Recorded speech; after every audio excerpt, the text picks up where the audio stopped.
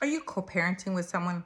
Let me tell you guys something. Co-parenting can be really difficult, especially if you're trying to co-parent with someone that's negative, hostile, and maybe even a little narcissistic. Ugh.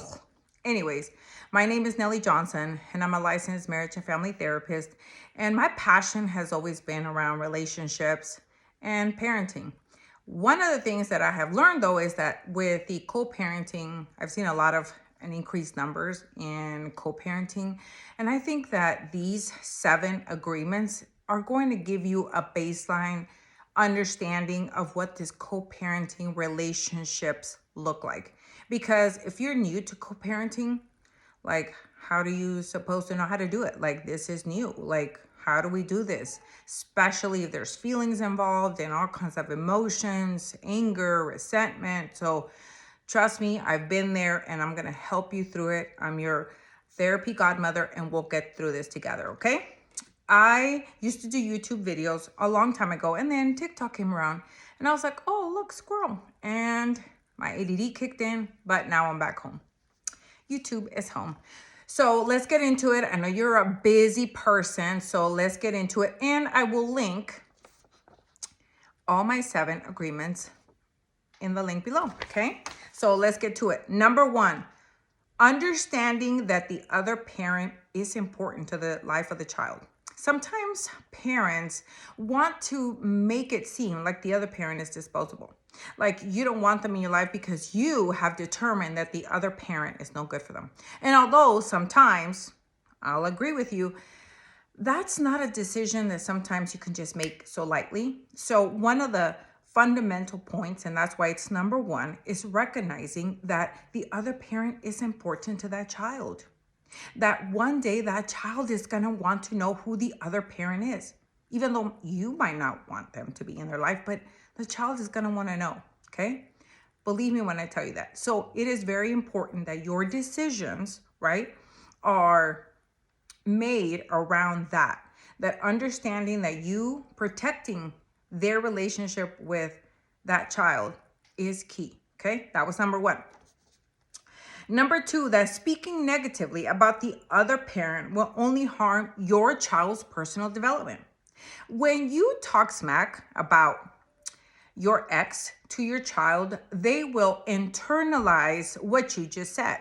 Let me explain. So if you told your daughter that, you told her like, your mom's just stupid, right? And you just told your daughter that, your, let's say, 10-year-old daughter will internalize it unconsciously. You might not know this, but they will internalize it. That means that they're going to think, well, if my dad says my mom is stupid and she's my mom and she had me, that must mean that I'm stupid too. Like, I really want you to get this because it's going to help you better co-parent. And speaking negatively about their father or their mother is not productive. It's actually counterproductive. Oh, I know what you're thinking. Nellie, well, they're talking smack about me. To that, I say never stoop as low as they're going, because you're not going to respond the way that they're doing. Not every single time you're going to do what they do. Okay. I don't believe fighting fire with fire. It's only going to harm your child. Your child will be caught in the crossfire of that. It's no bueno. Okay. So if they say, let your child one day see how that parent was, but you never speak ill of them because you never want them to ever internalize them, because believe it, they are. So it's very important that no matter what happens, to some degree, I'm not saying that you're going to be all positive and talking great things about the other person. I did that when my ex-husband, even though I didn't think he was like absolute best father, but I used to give him praise because I knew that my son, to some degree, he was going to internalize that. So those were good qualities that I wanted for him to internalize. Number 3, parent alienation. By the way, this is a court word, because if you have ever been involved with litigation, family court, they can charge a parent for that. So P.S. be careful. Anything that is said or done that might damage the child's relationship with the other parent. Such as, well, if your dad loved you, he would have paid child support. Stuff like that. Those are comments or things that are said to plant, to speak against that person in a way that it's going to really interfere with that relationship. And in a way is to disrupt that relationship they have. And it could even be holding that child from them, anything like that. Because there's a lot of people, not any of you guys listening to this video, right? But there are people that, due to their own anger and emotions and their own childhood trauma, respond in a really negative way and don't let the other person see that child for whatever reason. And let me just sidebar, if you really feel like your child being in the care of the other parent is unsafe, like if you really believe that, then go to court and say that. Like, I don't believe that you should just, because I've seen that too, where parents, right, rightfully so, maybe the other parent's on drugs or they're unsafe or they're homeless.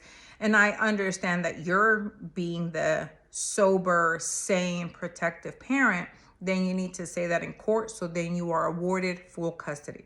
My stance is always just to do things right, guys. Just go to court, get your full custody. And if you're trying to protect your child, the court will see that. But remember, parent alienation, am I saying that right? English is my second language, so sometimes I feel like I sound like, kind of like, am I saying it right? Number 4, triangulation. And this is a term, it's a psychological, like, therapy term where it can involve, just like the word sounds, triangle. That means that you are creating this web. And so it means sharing outcomes of court proceedings that are inappropriate information with your child. For example, your dad's got a new girlfriend and he shouldn't be with her because, just that when you're trying to get your son or your daughter on your side, right? You and him or you and her just had a disagreement over the phone. No, you're gonna pick her up this day, or there's been an argument, and because you want your child, who is of age, right, understands a little more what's going on, you want them on your side. So you're going to say something or do something that you want them to kind of lean into you, and you triangulate. You create a triangle between you, them, and that child. And what I want to share with you about this is that it's a lot of emotional weighing on your child.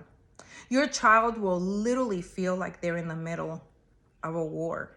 Can you imagine, just for the next 10 seconds, what it would be like for your child to try to go to school, right, and do multiplications, do math, do science, and in the back of their mind, they're worried about mom and dad fighting. They're worried that who are they going to go stay with this weekend. They know that when mom and dad see each other, it's a war.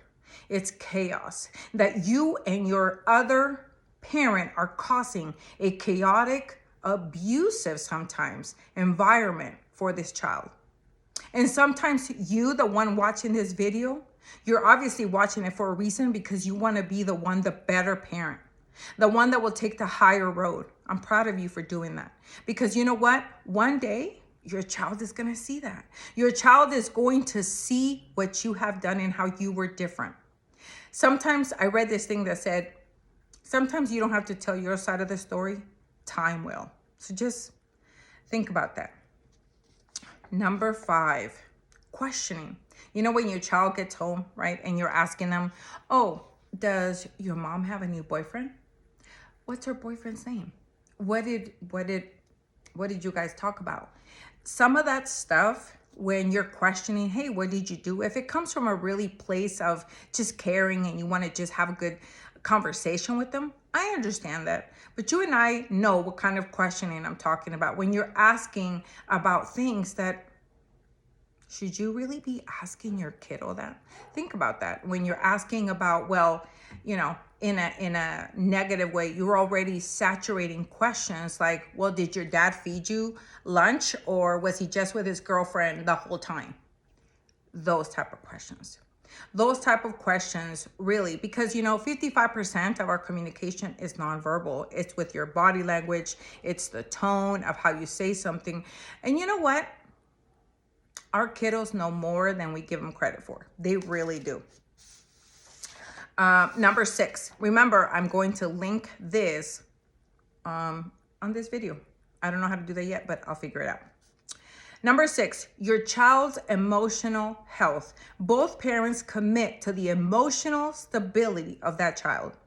One thing that I suggest for parents when I taught a co-parenting class was that you and them, you sit together and you say that the priority between you and I is our children that we created and their emotional health, their mental health. When parents are at a complete war, right? The child knows that. The child knows that you guys hate each other, right? And that makes it so hard for children. There's this study that I saw where they're like, oh, children of divorced parents don't go to college and all these things. And I further investigated, and what happened is that there are children that were parents of, they were divorced parents, but it was an amicable divorce where they're divorced, but they still get along. Well, when they're not cursing each other out, they're still waving hi and bye. And they're like, bye, honey. And just really a safe environment for that child. When you see your mom and dad getting along, even though they didn't work out, like in year 10 or 11, those important years where your child's personal, like their personality is forming, is really important for them to see that, okay, mom and dad, maybe they don't want to be together, but they both still love me. Isn't that important that your child knows that no matter what, mom and dad still love me? No matter what, I'm number one in their life. And that's what the emotional stability means. When you provide that, it is absolutely priceless.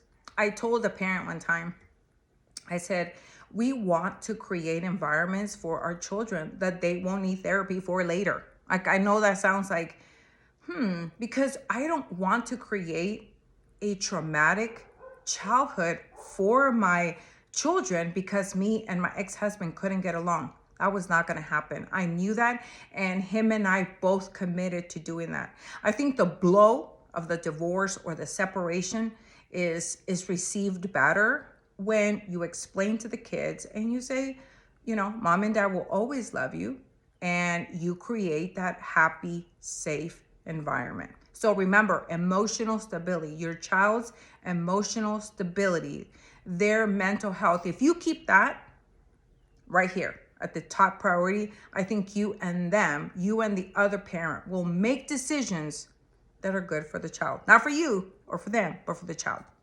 7, which is, I didn't save the best for last because I feel like all these are important. It's not about you. Yeah, you heard that, right? Don't be mad at me. But it really isn't about you. It's about letting go of your ego. I don't want your ego to get in the way of you providing a safe environment for your child. And I've seen this a lot when there's a new partner and your ex-husband's or ex-wife, and there's this ego spill, and it happens with both husbands and wife. And so you try to, it becomes this very egotistical, well, they do better here, and you start competing with the other parent. Well, here they have 5 pairs of shoes, and how many pairs of shoes? It doesn't matter, okay? One of the things that I tell both parents to create healthy boundaries is that you can only control what goes on in your home. For example, if bedtime at your home is 7:30 and bedtime at that house is 9:30, what are you going to do? You're going to call him or call them and cuss them out? Hey, I told you, and then start this war? You could do that. You could. But then I think you're spinning your wheels for no reason. You can only control your home. right? This goes for TV time, this goes for bedtime, and how you explain it to your child is, honey, I know that when you're at your dad's house, you go to bed at 8:30, but when you're here, bedtime is 7:30, okay? There's always a way to explain it to your child where they understand that sometimes there's different rules for different environments. As adults, you know that when you're working here, you worked at different places. Some places are more rigid than others. We adapt to our environment. So it is, yes, should you call them and say, hey, we agreed on a bedtime of 7:30 and you're letting them stay up. Could you do that? Yeah, if you have a responsive other parent, but sometimes they're not, you guys. That's just the reality of it. Sometimes you're dealing with someone that just is not. They're very, parenting styles are very different, and you can't control it. You're going to drive yourself nuts. You're going to give yourself an aneurysm trying to control what's going on over there. Right? What I will tell you is that I'm always about educating my child, such as, honey, don't forget that you can't watch scary movies because then they give you nightmares. So if someone puts a scary movie, you just leave the room, okay? You prepare your child for those instances, for those situations where they need to step up and they're old enough to understand.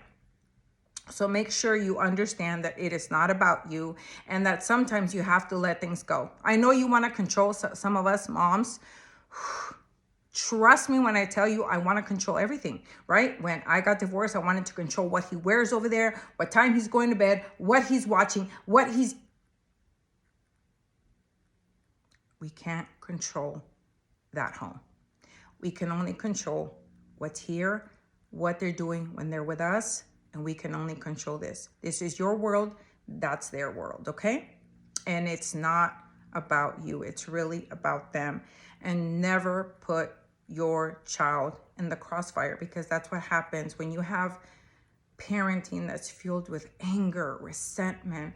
And a lot of the parents that I see that co-parent in such a hostile way, is because they have unresolved issues within themselves. And there is a thing called co-parenting sessions. You can look in your job. A lot of the jobs offer EAP, and employee assistance program, where you can go and you and your ex can maybe have a session together to work some of that out so that your co-parenting will be better, easier, healthier, not just for you, but obviously what's more important is for your children. If you have any questions, leave them below. I love you guys. Till next time.